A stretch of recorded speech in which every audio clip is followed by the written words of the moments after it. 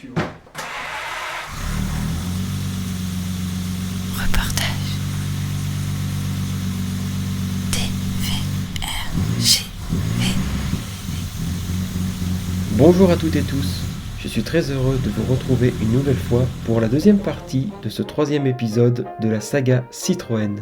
Dans la première partie de cet épisode, nous avons parlé des Rosalie 8, 10 et 15 chevaux. Nous avons fait la distinction entre les 8, petites Rosalie, les 10 légères, les 10 normales, et enfin les 6 cylindres, les 15 légères et les 15 normales. Aujourd'hui, toujours grâce au double chevronné Éric Godefroy, nous allons parler de sa propre voiture. De base, c'est une Rosalie 15 mais carrossée par Sical. C'est fou. C'est la folie. Ici, on est sur une voiture qui est exceptionnelle. On parlait de carrosserie spéciale.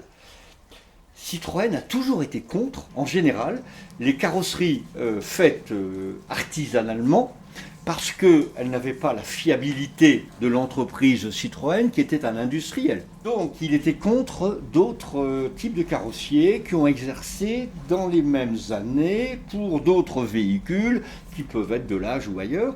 Et il y avait un carrossier qui s'appelait Magnesius, et un autre carrossier qui s'appelait Sical, Société industrielle de carrosserie automobile de Levallois, qui exerçait sur Levallois, Magnesius sur Levallois, c'est-à-dire à côté des chaînes de Citroën.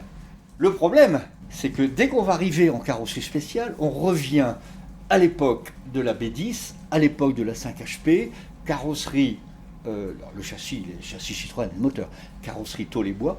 Citroën a dû se trouver dans une difficulté, se dire je fais la tout acier, je prouve ça, j'ai la performance technique, j'ai la maîtrise de l'outil industriel, et tout d'un coup je donne des châssis, je vends des châssis à des carrossiers qui ont 15 ans de retard. Alors ça s'explique de deux façons.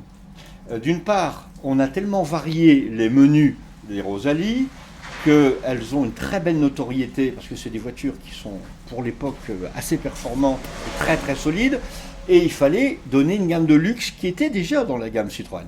Et puis pourquoi ne pas redonner encore un prestige avec des petits carrossiers qui ont carrossé à l'extérieur et qui ont fait aussi des voitures des Delage ou autres. Donc pourquoi pas. Et c'est du plus. Comme les Rosalie vont pas se vendre aussi bien, c'est peut-être une façon de faire rentrer des créances. Cette voiture, il y a une cote d'amour, tu le sens, c'est que quand j'avais 40 ans de moins, j'ai écrit un fascicule de 227 pages sur les 78 variantes en Angleterre et en France, des 8, 10 légères, 10 normales, 15 légères et 15 normales. Essayer de faire un recensement dans 28 pays des carrosseries existantes, ça c'était en 1981. Et donc j'avais essayé de remettre tout ça au point. J'avais déjà à l'époque une 10 chevaux Sical, je trouvais ça beau. Et un jour je me suis dit, quand je serai vieux, si j'ai un peu de sous, je voudrais un 6 cylindres Sical. Et donc, qu'est-ce qui s'est passé ? Il y a 8 mois, je suis en communication avec quelqu'un qui vend un coach Sical. Je dis, je vais voir votre voiture. Nous sommes sur un coach décapotable. Donc, il y a eu des coachs. On va d'abord commencer par le plus simple, le coach. Déjà, on va être sur les 4 choix des coachs Citroën ou des coachs hors série. C'est 2 portes, qui soient en 10 chevaux ou en 15 chevaux ou en 8 chevaux. 2 portes avec vitres, tout à fait. Toit aussi, toit en dur ou toit dur coach... et souple sur le dessus. Pourquoi 2 portes aussi? C'est des portes très très larges, qui sont énormes. C'est très long. Très très longues, ce qui veut dire que les glaces sont différentes, que les crémaillères de portes sont différentes, que les portes sont différentes. Alors, coach décapotable, ça veut dire quoi? Ça veut dire que quand j'ouvre ma porte ici, je vais monter ma crémaillère tout doucement. Je vais t'expliquer. Je monte la crémaillère, on entend le bruit. Ça veut dire que mon carreau, avec le montant du carreau, qui est en chrome, rentre à l'intérieur de la porte. Sur un coach normal, nous avons l'armature qui reste, l'armature, et le carreau, lui, peut descendre. Comme une voiture normale. Comme une voiture normale. Ça, c'est la beauté de ce modèle-là. C'est la folie. Mais voilà, on a une toile, c'est une toile très dure, avec une armature, avec des compas. Alors souvent c'est des faux compas, mais là ce sont des vrais compas. Donc les compas servent uniquement à accompagner le pliage. Alors c'est verrouillé avec un verrouillage à gauche, un verrouillage à droite, avec 1, 2, 3 pressions qu'il faut enlever. Ça veut dire que quand on décapote, on a pour un quart d'heure à plier la capote et tout. Bon, il ne faudrait pas faire ça tous les 5 minutes. Elle est très très lourde, il faut être 2 pour pouvoir ramener la capote sur la malle arrière. Mais une fois qu'on a ramené la capote sur la malle arrière, on n'ouvre pas la malle arrière. Celle-là est un modèle relativement rare parce que le coach décapotable 15 chevaux large, j'étais 15 ans, est sorti, ça va de 12 à 16 exemplaires. Alors là qui parle de 12, 16, donc moi je dis 12 à 16 pour être sûr de ne pas dire de bêtises. Aujourd'hui il en est recensé 2 dans celui-là. Sur la malle, hein.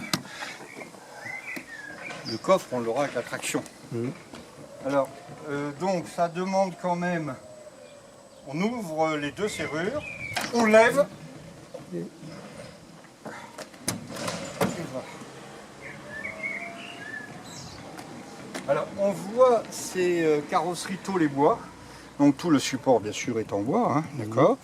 On trouve quand même, j'aime bien tout le système de compas qui permet d'ouvrir la malle. Et ce qui est extraordinaire chez Sical, c'est que tout le monde pense que la roue de secours, la malle ne passera pas. Elle passe au-dessus de la roue de secours.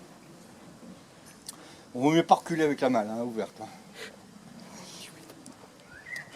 Alors, dans un souci d'habiller les choses essentielles de la voiture dans la malle, il est bien évident qu'on ne prend pas de valise, de brosse à dents et compagnie.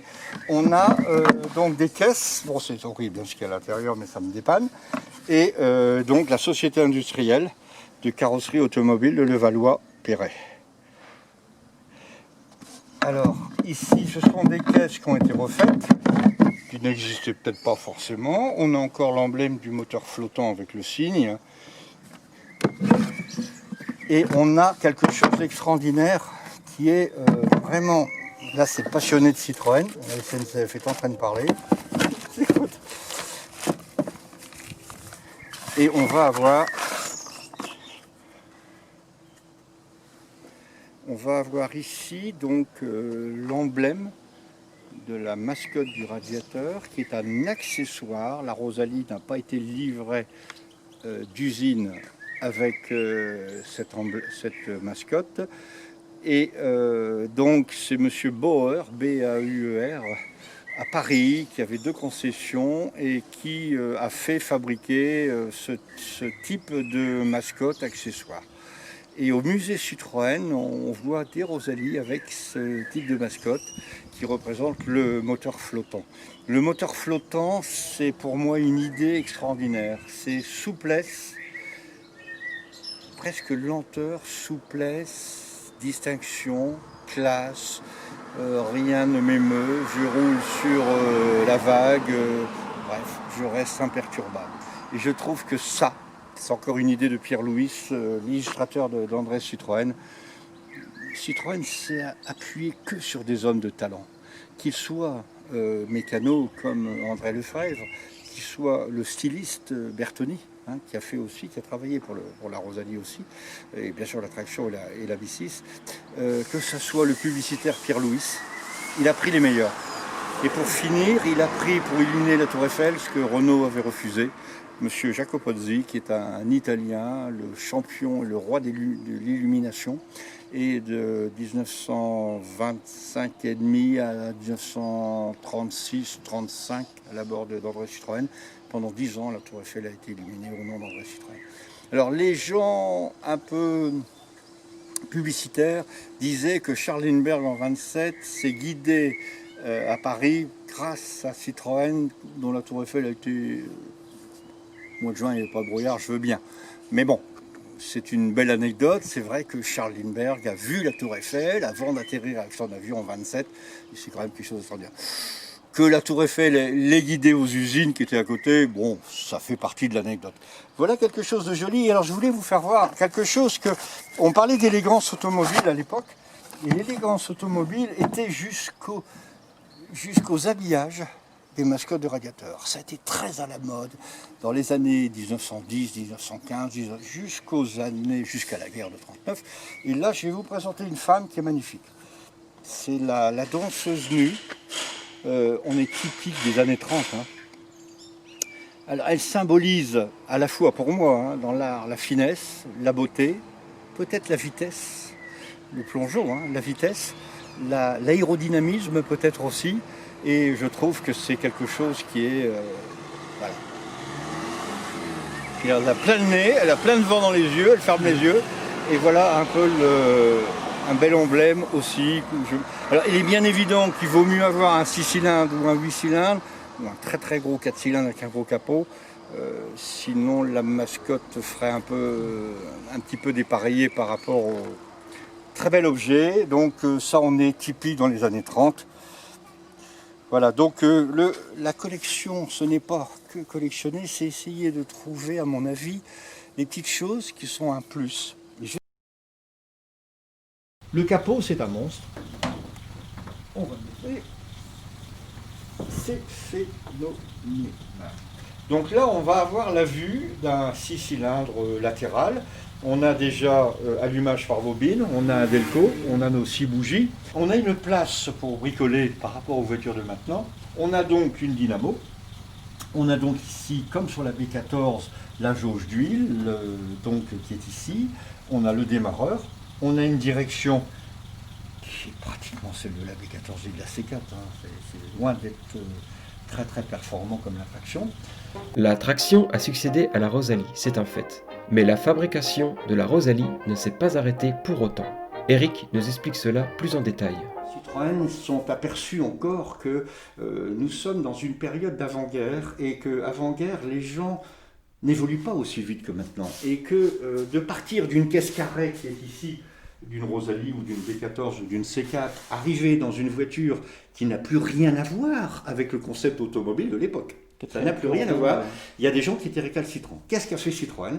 Il a gardé ses anciennes carrosseries de Rosalie avec un moteur de traction avant, 7 ou 11, qu'on a appelé UA, 7 UA ou 11 UA. C'est-à-dire qu'on a la traction arrière, tout le phénomène de la caisse carrée, du châssis, mais on a mis un moteur de traction. Ce qui est complètement aujourd'hui anachronique. Ce qui était logique à l'époque, c'est essayer de se dire le moteur de la traction est fiable. Maintenant, elle est au point. C'est une voiture géniale. Mais il y a des gens, il fallait monter en voiture. On ne passe pas de la diligence à la voiture. Et ben, c'est une ancienne diligence avec un moteur. On leur met un moteur performant. On garde la diligence pour ceux qui ne sont pas encore convaincus de la traction. Et donc, jusque 38, ça c'est sûr. On a continué à faire en même temps que la traction, ce qui coûtait cher, des 7 UA, des 11 UA, des moteurs de 7 ou des moteurs de 11, sur des carrosseries à traction arrière, à châssis, ce qui aujourd'hui paraît aberrant.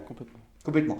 Qui à l'époque était intelligent. Il fallait redonner envie ou donner envie progressivement de vouloir acheter une traction pour ceux qui n'étaient pas encore convaincus.